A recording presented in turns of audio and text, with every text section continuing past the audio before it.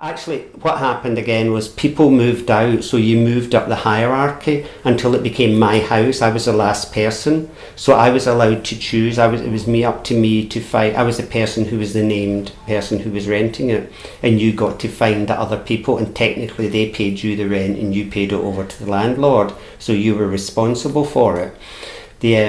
So it became my house because everybody else moved out, and I moved into a nicer bedroom, a nice big bedroom sort of stuff, which had a fabulous pink rosy carpet, and I loved that.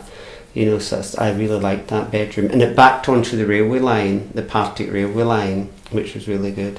And one of my flatmates, she used to grow, dope in the windowsill that backed onto the railway line, and the workmen used to come and shout up at the window, can we buy some leaves off you? I was so embarrassed about this, and I've never told anybody this, but when she went away, I used to take it off the window ledge and then put it back before she came back, and of course it would die in the interim. I was like, I've nothing to do with me, don't mind about it.